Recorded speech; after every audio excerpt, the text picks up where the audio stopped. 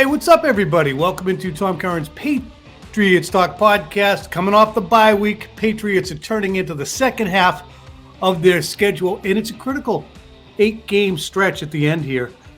Critical, especially when you look in hindsight at Robert Kraft's comments in March. How will the Patriots finish, and will the owner's wishes be satisfied?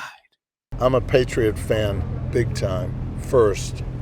And more than anything, it bothers me that we haven't been able to win a playoff game in the last 3 years. Bill has a unique way of doing things.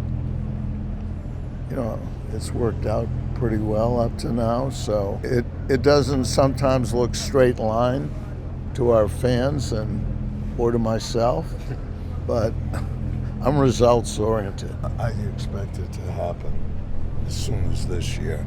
I think we've made the commitments as an organization, and I think we have a lot of talent and, you know, some wonderful young men from last year, a couple in the weeds from before, and it's a chance for them to grow and hopefully come together. I think what's going on in the AFC, look, it looks like, I don't know what proportion, but number of quarterbacks, top quarterbacks in the league, it looks like there's a higher number in the AFC. But we really have to worry about our situation, take care of our business. So we have a chance, because without a good coach and a good quarterback, no matter how good the other players are, I don't think you can win consistently. And hopefully, I believe we have both, and this will be a good year. Well, has it been a good year so far? I mean, the Patriots are 5-4. As it stands, they are in the playoff picture, 7th seed with 8 games left. Will they hold on to that spot, or will they move up? Or will they stagger to the finish line as they've done each of the last 3 seasons? The road to 5-4 was kind of easy. Patriots' strength of victory, 424. The 5 teams they've beaten, the Steelers, Lions, Browns, Colts, and Jets, they're a combined 19-26 with 1 tie. And the Jets account for 6 of those wins. None of those other teams are over 500. The Patriots' strength of schedule is just 465. Combined records of all their opponents, 39, 45, and 1. And the teams they've lost to, the Dolphins, Ravens, Packers, and Bears, they're a combined 20 and 19. 3 of those teams, Dolphins, Ravens, Jets, are all in the playoff picture, and the Patriots are 1-2 against them. You know, that strength of schedule is 12th in the AFC. It's just ahead of the Raiders, Broncos, Chargers, and Colts. Titans, only team in either conference, currently a playoff qualifier with a more modest strength of victory. So the upshot is, just as you suspected, the Patriots have wins over teams that are quarterbacked by Jared Goff, Jacoby Brissett, Sam Ehlinger, Mitch Trubisky, and Zach Wilson. That's not that impressive. So how will it go in the second half? How is that road to 10 wins going to come about? It's going to be a harder road because the Patriots' final 7 opponents are 39-25 combined. 5 of the Patriots' final 7 games are against current playoff qualifiers, Jets, Vikings, Bills, that's their next 3, Dolphins, and then Bills again. Plus they have the Bengals in there.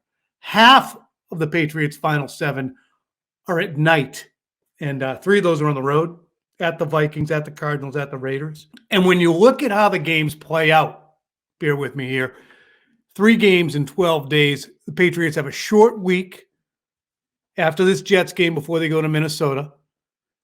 They don't catch the normal post-Thursday break after the Vikings game because they're going to play the Bills on the following Thursday night. They do get that nice 11-day layoff before their West Coast swing to Arizona, because that Arizona game is on a Monday night. So they get a mini bye there. But then that Raiders game, and that's a Sunday night game, but I don't think they're going to get that flexed out of for NBC, even though the Patriots and Raiders are not as sexy as they would have been expected to be. Belichick versus McDaniels is still going to have storylines that can be plumbed in prime time. Plus, you're coming back from Vegas. You're not going to be on your plane home until 1 a.m. Eastern. Don't land until 6. So you're going to kind of ruin your Monday the 19th. And then it's the Bengals on Christmas. Plus, you get this mishmash of teams in both conferences chasing playoff berths. So I don't think anybody's going to be mailing in late games, especially the finale with the Buffalo Bills.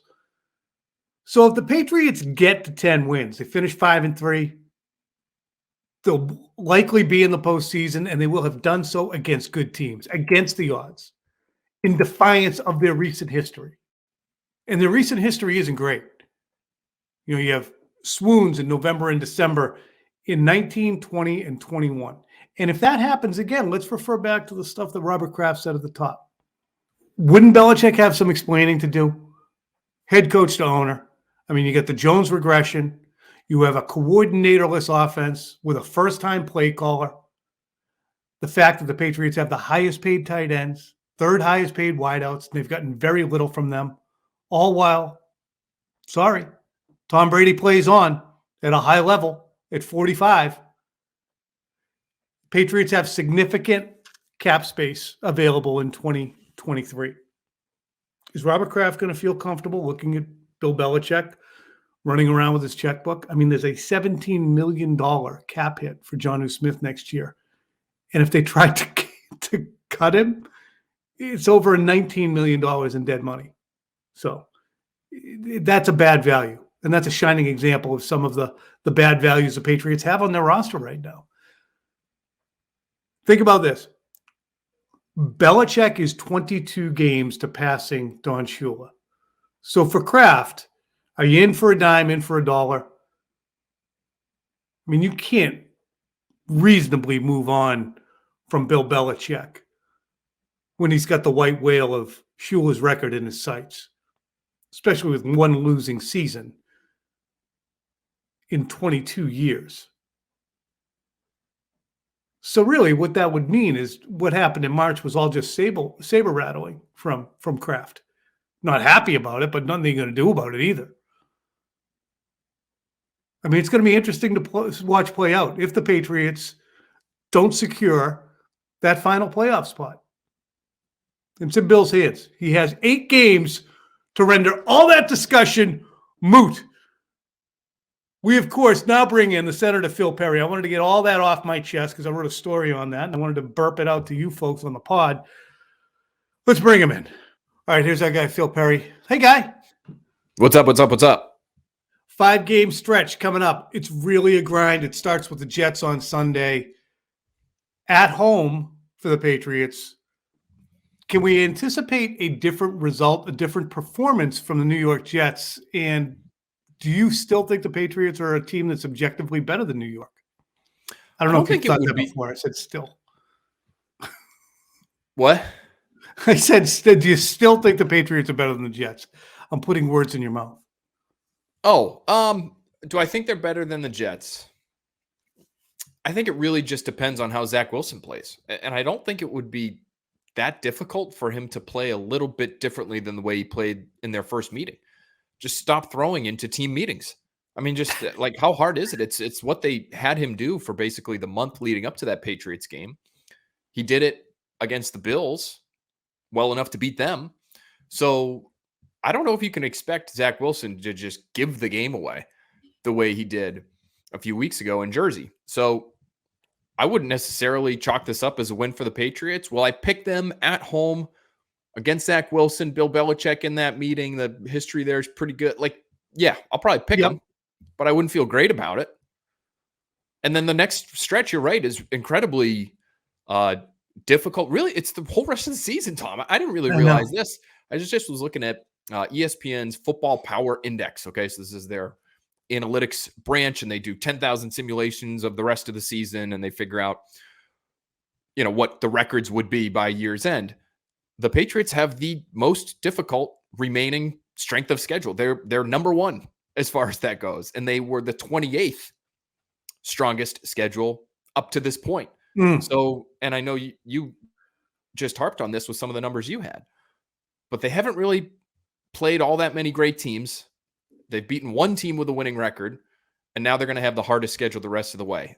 Not a great formula for a team that is hanging on by a thread to its playoff life as things stand right now. It's all in front of them, Tom. Yep. They control their destiny. It's going to be tough, though. This is a perfect example, and we've seen so many in recent years with the Patriots kind of at the midpoint of their seasons where that they are what their record says they are is bullshit. They were an 8-0 team in 2019. Tom Brady knew that was bullshit. They're a 5-4 team now. I don't know that it's bullshit because they might find themselves. They might have found some lever to pull in the last 7 days. They might get healthy. David Andrews' return might be a massive spark for the team. Maybe Cole Strange had a whole bunch of, giant subs over the last week. He's bigger, stronger, faster, heavier, meaner, and he'll be ready to hold down that left guard position. But to me, 5-4, the Patriots backed into the playoff picture because of results this past weekend.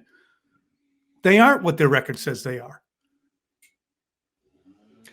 I think it's fair.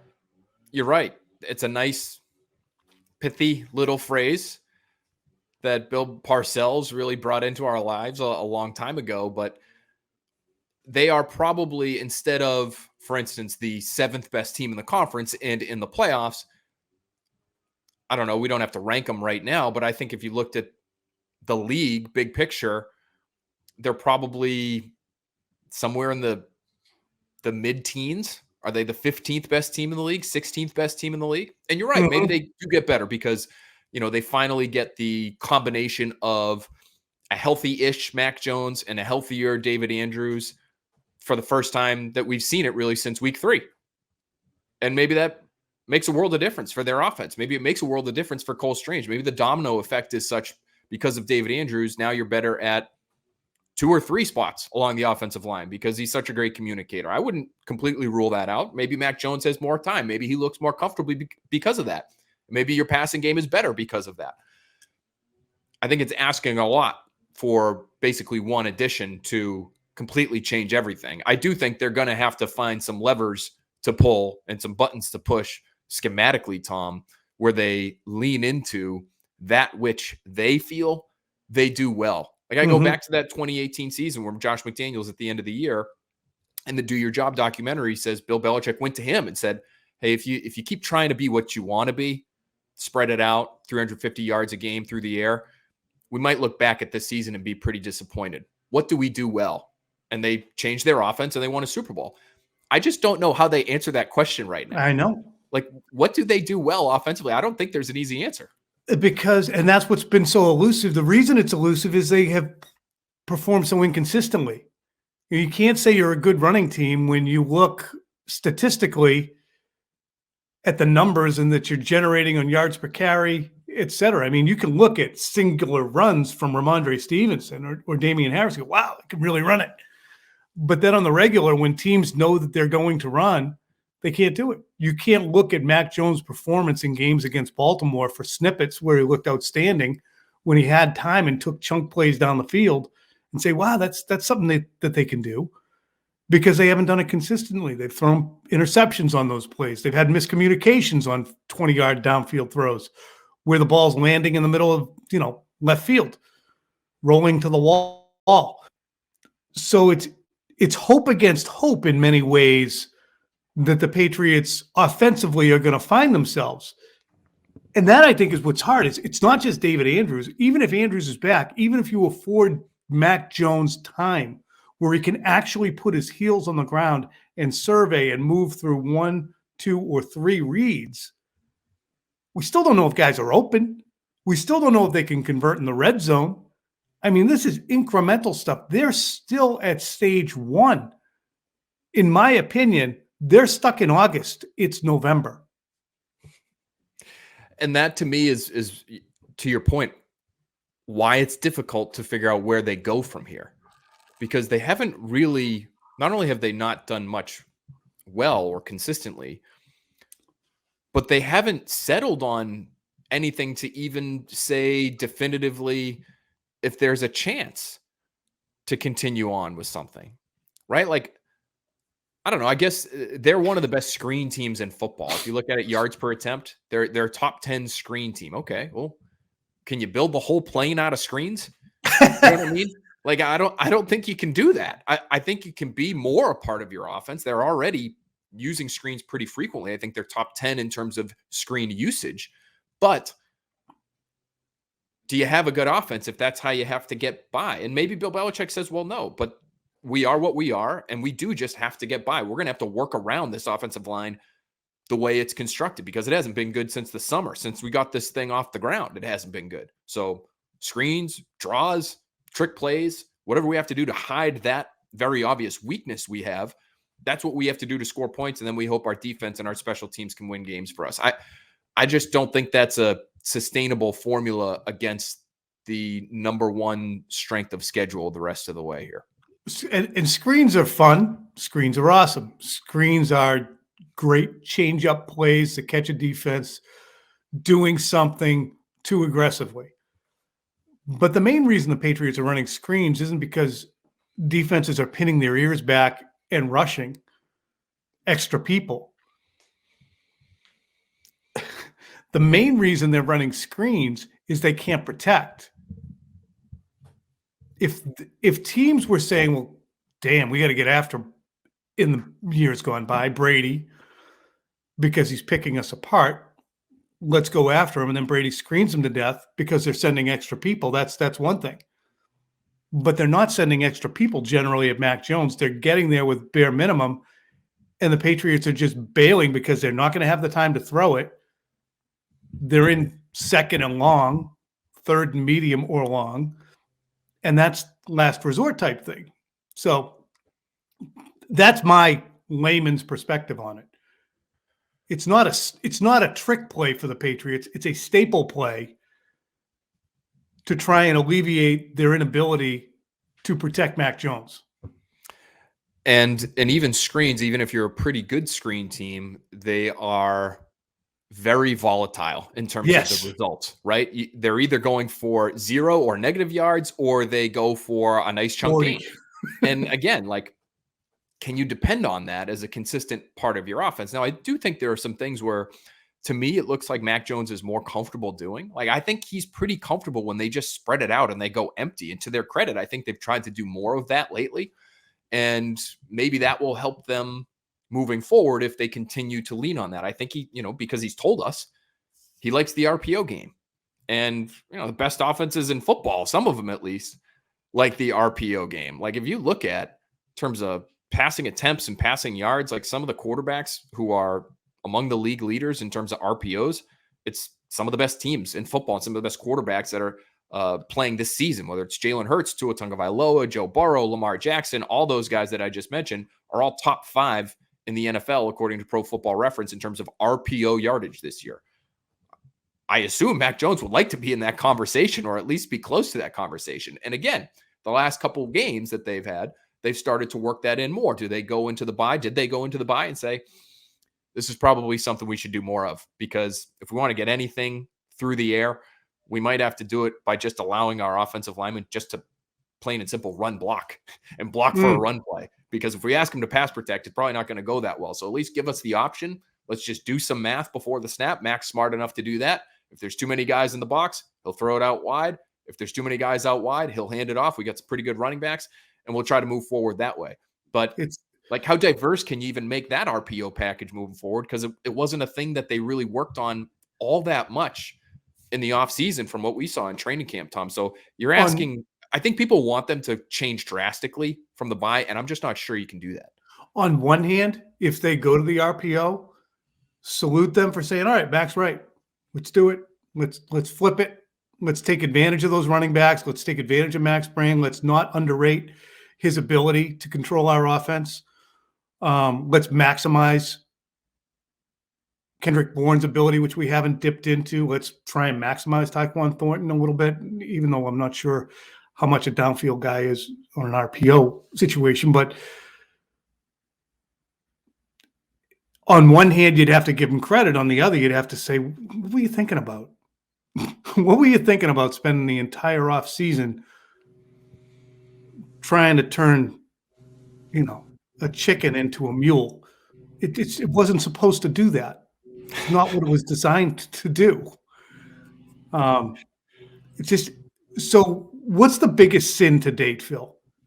Is it max regression, the coaching decisions with Patricia, the scheme change, or the value not realized? I know that they're all intertwined, but if you're Robert Kraft and you're looking at it, which one are you looking at and saying, that one really bugs me? Well, I think you start where it starts, which would be the coaching decision to me, because, if we're looking at all those things you just mentioned, why is Mac regressing? Why did the offense have to change? Why did the philosophy have to change? I think you just start with that decision to bring in who you brought in to run the offense. And now maybe it's Bill's offense. Maybe Bill has been telling Matt Patricia all the way through what he needs to do on the offensive side. I don't think that's the case. I think he's got a say for sure. He's got a big say. But I think he gives these guys a lot of leeway if he's giving them the titles that it looks like they have. And so that's where I would start, is just as soon as you bring in that coach and you decide you're going to change drastically, that has had the domino effect that has led to the other negative results that we've seen from that side of the ball. So that's where I would start, is whenever it happened, February, March, the coaching change. So the Patriots are 5-4. They have 8 games remaining. We've already talked about how difficult the schedule is. If Robert Kraft is to be believed, what he said in March was he expects a good year, a Patriots team to contend, a Patriots team not just to make the playoffs, but make noise in the playoffs. They're not trending that way now, even though they are 5-4, because of the quality of the opponents they're going to see in the second half. They don't seem like they're just a tick away from having it solved. Where will that leave Robert Kraft if the Patriots over the final 8 games don't satisfy his expectations for 2022? Was he just saber rattling in March? Or does he do something seismic with a guy who's only 22 games away from breaking the record for all-time wins? A guy who has done all that he has for this franchise, who only has one since 2001 losing season. I think they've already won too many games for something seismic to happen with Bill Belichick. I don't know if you feel the same way. Kind of. And now if they lose out, right, and they end up going 5-12, then maybe that's a different story. But I think we both feel like they'll probably win a handful of these next games. So if you win 3, I put the over-under. What would you put the over-under at? There's 8 games left. I put the total at 3.5. I think that's probably fair, because you would look at the Jets, Raiders, and Cardinals games. All those games they probably should win, even though those Cardinals and the Cardinals and Raiders games probably tougher than maybe we're giving them credit for reasons you mentioned already on the pod. But that's probably fair, 3.5. So if they end up an 8-win team, there's no way Robert Kraft could move on. They're basically 500. There's no way, right? I don't see it. I do think probably at the end of the day, it was more saber rattling than anything. Yeah, and moving on is so seismic. Again,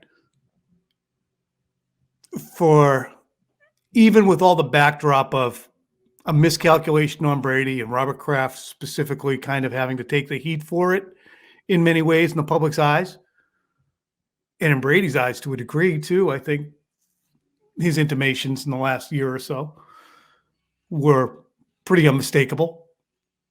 He's still fine with Bill. He's more irritated with Robert. But bottom line,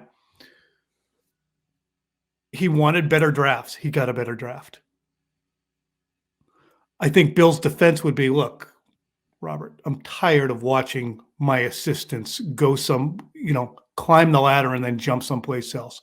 We lost our entire staff to the Raiders with Josh. We lost it before with Flores. We've lost it with Joe. We've lost it with Matt. I didn't do it and put Nick Caley in charge of the offense for a reason. I couldn't extricate O'Brien, okay? So, yeah, I wish it went better. But I did what I thought we had to do. I think you can make certainly a very plausible case for why it is what it is. And you've been on that train for a while. I just wonder The thing that I would be disappointed by is if the plan all along was just for this season to be a learn on the job type of Yeah. year for your most important coaches, because time is valuable. How much time, especially if you're Robert Kraft, right? Who's closer to the end than the beginning in terms of probably his tenure as running the franchise day to day. And you're looking at it and you're looking at a quarterback who's young, you think promising, on a rookie contract. Now that year is up in smoke. You only get so many of those. Was this the plan all along, was just to take it on the chin because you wanted to get a little bit more solid in terms of your foundation on the coaching staff? And is that an offense in the owner's eyes, or is it all part of the bigger plan? I think you already kind of had one of those years. Like, you got, not in terms of the coaching staff, but in terms of the roster, like, you got a reset year in 2020. Can you have another one in 2022? That would be my question. I think Bill would say, look, man, you go 20 years. The only reset we had was in 2009, and we still went 10-6 and made the playoffs. Yeah, I get 2 reset years. I snuck in a playoff appearance. I got a quarterback. I got us right financially in 2020. And this year I'm trying to get the scheme right to go through the rest of the decade. Relax. Next year will look good. I'm sorry about the Jonnu thing. I mean, I couldn't believe it when I went to Over the Cap and looked at the numbers, Phil. It's bad. I mean, they reworked the deal, and they just don't know what to do with them. And it's $17 million cap hit, $10 million salary, 6 and change prorated signing bonus, and $19 million to move on from. And Devon Godshaw's like 12. I mean, Judon's 16, but at least you know you got a candidate for Defensive Player of the Year. So even with the rising cap, you can accept Judon. But wow. So I think he's, even for 2024, it's not easy to get rid of him. If I remember, I think it's like almost $6 million in dead money, which maybe you could do, might be feasible, but that's still a lot to take on. So what were they thinking in terms of what was the ideal? What was he supposed to look like? Because you don't spend that money on somebody and not having a vision for what he was supposed to look like. And you're not going to write him those checks without at some point trying to extract from him commensurate performance. It's like, on one hand, they have to try and get to the playoffs. On the other, they do have Mission Jonnu to address over the next 8 weeks. Going into the third year, next year, where they can't extricate themselves from his contract, how are they going to figure a way to use him for $17 million? So they still, like you said, they have these parallel objectives over the next 8 weeks. I think my guess is they were hoping he would be George Kittle, or George Kittle light, meaning you could use him in line, you can move him around, he'll block, he's tough, he's not the biggest guy in the world, which Kittle isn't either necessarily, but man, he's arguably the best blocking tight end, or he was for a time, in the NFL. And I think they thought there was upside in terms of him as a blocker. That was like a real added value to his game. And then after the catch, he was just this monster, which Kittle has been too. And I don't know. I don't know what it is. I don't know if it's they feel like they can't. Doesn't it feel like, Tom, every time he touches the ball, it's a screen? Like for the last like full year, really since like mid-season last season, they just, and when they do throw it down the field to him, it almost never goes well. I know. So, I think that's the biggest thing is he just does, as big and strong and athletic as he is, I don't think he competes well for the ball in the air. I don't know if he's got an eye problem, but it's like the ball in the air. I've wondered that in the past. Competing, his balance sometimes, when he jumps, he seems like he's yielding ground sometimes. You've wondered about the eyeballs? I have. Just because it looks like he doesn't track it all that well. Like once you get to 10 yards plus beyond the line of scrimmage, like I would love to, and maybe this is something I should do, I get asked questions every week in the mailbag about Jonnu Smith. I should probably do this one week, but just look at his targets, 10 yards and greater beyond the line of scrimmage, and see what it's yielded.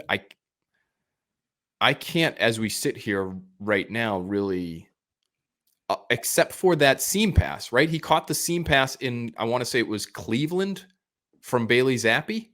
Mm-hmm. I think I have that right. That's probably the last down the field ball I can really remember for a long time that he's caught. So anyway, that sounds like a great next Pat's podcast topic. What to do with Jonnu? Unlocking Jonnu, because you're not getting away from him. He's here. He's here. He's here. Yep. No question. All right. Well, we're here until we're not, and now we're not. We're going to wrap this up. We'll see you again on Thursday. At that point, I'm going to have JT the Brick. He's Raiders analyst, and he's also on your nighttime radio. We're going to discuss what in God's name is going on with Josh McDaniels out there in Oakland, Las Vegas. And we'll have Castle. We'll have Phil. We'll preview the Jets game.